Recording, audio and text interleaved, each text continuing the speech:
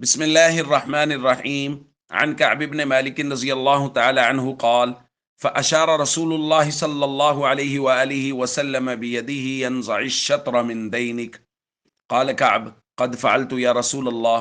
قال رسول الله صلى الله عليه وآله وسلم: قم فقضي. رواہ البخاری۔ حضرت کعب ابن مالک رضی اللہ تعالیٰ عنہ بیان فرماتے ہیں کہ میرا ابن ابی حضرت رضی اللہ تعالیٰ عنہ پہ کچھ قرض تھا۔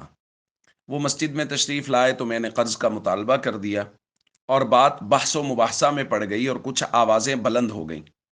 نبی کریم صلی اللہ علیہ وسلم کو حجرہ مبارک میں آواز پہنچی تو آپ صلی اللہ علیہ وسلم نے حجرہ کا پردہ ہٹایا اور حضور علیہ الصلوۃ والسلام نے پکارا، آواز دی، یا کعب ابن مالک، یا کعب۔ حضرت کعب کہتے ہیں میں نے عرض کیا لبیک یا رسول اللہ، یا رسول اللہ میں حاضر۔ آپ صلی اللہ علیہ وسلم نے ہاتھ کے اشارے سے فاشار بیدی، اپنے ہاتھ سے حضور نے اشارہ کیا، انزع الشطر من دینک، اپنا آدھا قرض معاف کر دو۔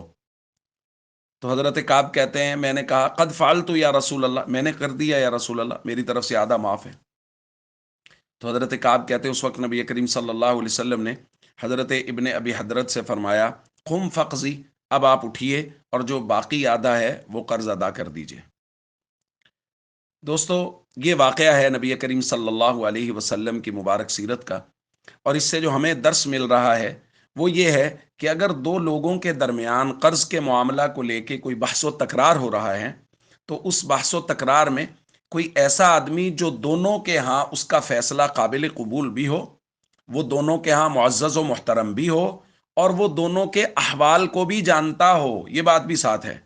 تو اگر ایسا کوئی شخص ہے تو اس کو چاہیے کہ وہ درمیان میں پڑھ کے ان کی آپس میں اس بحث و تکرار اور اس لڑائی جھگڑے کو ختم کروا دے اور کوئی درمیانہ راستہ اختیار کر لے تاکہ نوبت لڑائی جھگڑے تک نہ پہنچے، جیسا کہ نبی کریم صلی اللہ علیہ وسلم نے یہ فیصلہ فرمایا۔ چونکہ نبی پاک صلی اللہ علیہ وسلم دونوں صحابہ کے احوال بھی جانتے تھے، حضور علیہ الصلوۃ والسلام سے زیادہ محترم ظاہر ہے صحابہ کے نزدیک کون ہو سکتا تھا، تو حضور نے فیصلہ فرمایا جس سے یہ مسئلہ حل ہو گیا۔